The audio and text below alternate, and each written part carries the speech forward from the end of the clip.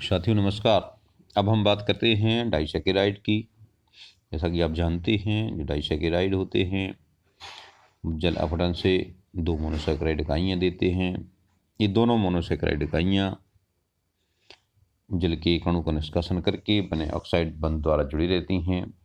इन बंधों को हम ग्लूकोसाइडी बंध कहते हैं। हम सुक्रोज के उदाहरण से इसको समझ सकते हैं। देखिए, सुक्रोज का जो अनुसूत्र होता है वो C12H22O11 होता है। सुक्रोज वही है जो हम खाने वाली शक्कर है, या जो सामान्य शर्करा कहलाती है वो सुक्रोज होती है। और इस सुक्रोज में एक ग्लूकोज इकाई है और दूसरी फ्रक्टोज इकाई है। दोनों इस ग्लूकोसाइडी बंध द्वारा जुड़े रहते हैं।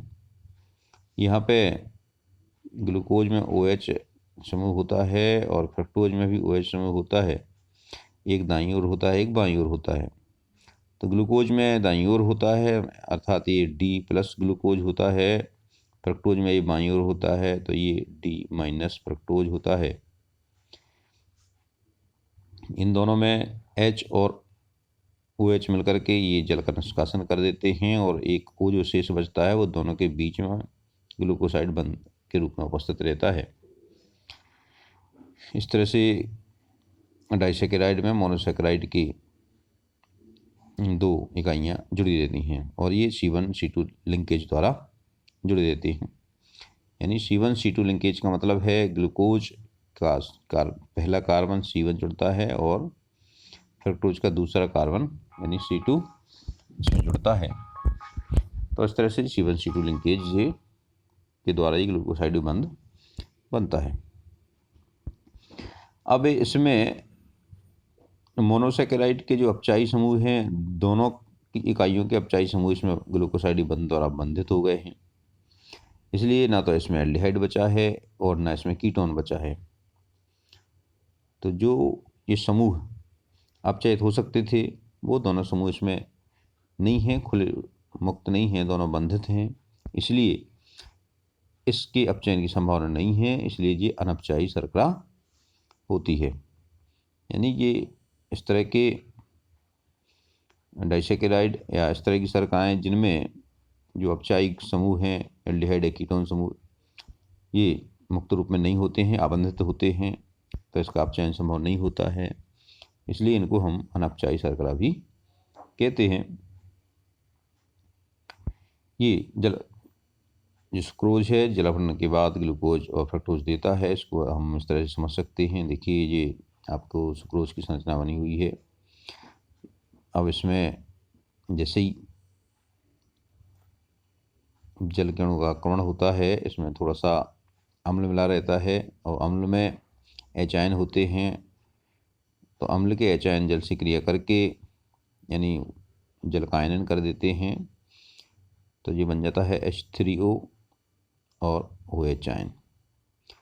अब H3O आयन से H आयन मिलता है, H आयन इस O पे आपका आक्रमण करेगा तो ये बन जाता है OH, और ये OH बन करके इस साइड में आ जाता है और इसमें जुड़ जाएगा ग्लूकोज के साथ, और ये दूसरा जो OH यहाँ बचेगा वो इस रिक्त संयुक्ता में यहाँ जुड़ जाएगा। इस तरह से दोनों इकाइयों में OH समूह जुड़ जाता है। इस तरह से ये आपकी अल्फा D+ ग्लूकोज बन जाता है और ये बीटा D- फ्रक्टोज होती है। यहाँ पे आपका OH बाईं तरफ है, इसलिए ये बीटा D- फ्रक्टोज बनता है, और ये दाईं तरफ है इसलिए ये बीटा अल्फा D+ ग्लूकोज बनता है। अब सुक्रोज का जो ध्रुवण घूर्णक गुण देखें तो सुक्रोज डेक्स्ट्रो रोटेटरी है, यानी ये सुक्रोज है दक्षिण ध्रुवण घूर्णक है।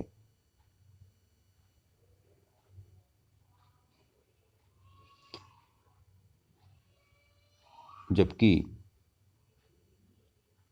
जब ये जल अपघटन के बाद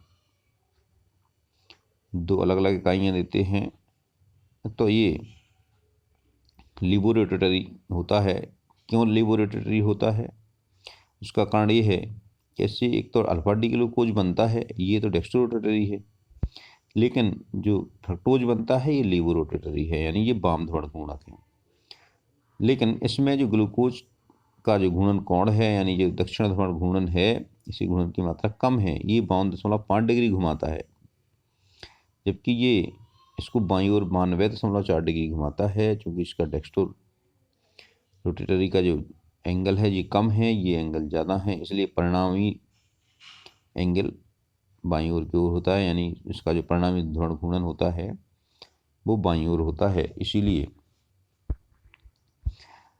जो दक्षिण ध्रुवण घूर्णक सुक्रोज है, जल अपहरण के बाद वाम ध्रुवण घूर्णक हो जाता है, इसलिए हम इसको इन्वर्ट शुगर या अपव्रत शर्करा कहते हैं। आपको याद होगा शर्करा को ग्लूकोज फ्रक्टोज में बदलने के बाद इन्वर्ट शुगर यानी अपव्रत शर्करा कहते हैं, और इसमें जो एंजाइम प्रयुक्त करते हैं उसको इन्वर्टेज कहा जाता है। अब बात करें दूसरे डाइसैकेराइड की, माल्टोज।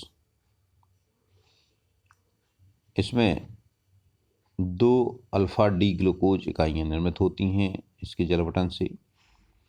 इसमें जो लिंकेज होती है वो C1C4 लिंकेज होती है, यानी एक ग्लूकोज का पहला कार्बन यानी C1 और दूसरे ग्लूकोज का चौथा कार्बन यानी C4 कार्बन ग्लूकोसाइड बंध द्वारा जुड़ता है। इसमें भी जुड़ने की प्रोसेस वही होती है। इसमें पहले कार्बन पे H और OH बॉन्ड होता है, और इसका चौथे कार्बन का H और OH बॉन्ड इसके मिलते हैं, तो ये 2 OH समूह एक साथ जुड़ करके एक H और एक OH मिलकर के पानी के रूप में निकल जाते हैं, और एक जो ऑक्सीजन शेष बचती है वो ऑक्साइड बंध द्वारा इसमें दोनों को जोड़ देती है। इस तरह से माल्टोज में 2 अल्फा डी ग्लूकोज इकाइयाँ ग्लूकोसाइड बंध द्वारा जुड़ी रहती हैं।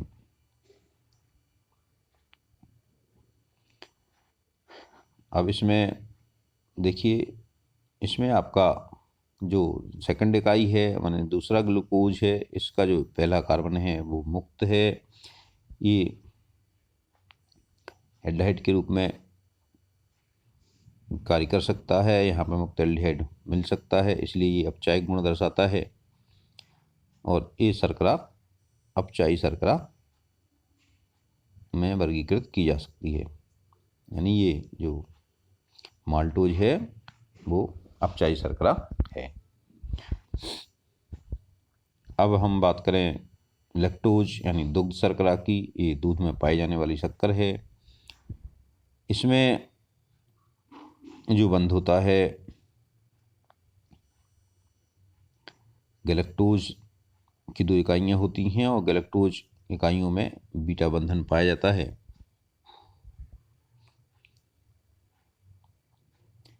देखिए, ग्लूकोज और गैलेक्टोज में केवल इतना अंतर है कि इसका जो C4 का विन्यास है वो अपोजिट हो जाता है। यहाँ पे आप देख सकते हैं जो C4 का विन्यास है इसमें केवल इसके ओरिएंटेशन में अंतर रहता है। इसके कारण इसमें जो ग्लूकोज की इकाइयाँ जो अल्फा डी ग्लूकोज की इकाइयों में आपका ग्लूकोसाइड बंध एक साइड से बनता है, इसमें विपरीत साइड से बंध बनता है, इसलिए इसको हम बीटा बंधन कहते हैं। इसमें केवल चौथे कार्बन की ओरिएंटेशन में अंतर है, और इसमें जो बंध बनता है C1C4 लिंकेज होता है। इसमें जो बीटा डी गैलेक्टोज है दूसरे बीटा डी ग्लूकोज से जुड़ती है। इसमें जो ग्लूकोसाइड बंध बना होता है वो बीटा बॉन्ड है। इसमें भी जलकाणु निष्कासित होता है। इसमें भी OH ग्रुप होते हैं, और दोनों OH ग्रुप में से एक H और OH जुड़ करके पानी बना के मुक्त हो जाते हैं, और जो शेष ऑक्सीजन बचती है ये ग्लूकोसाइड बंध के रूप में दोनों इकाइयों को जोड़ के रखती है।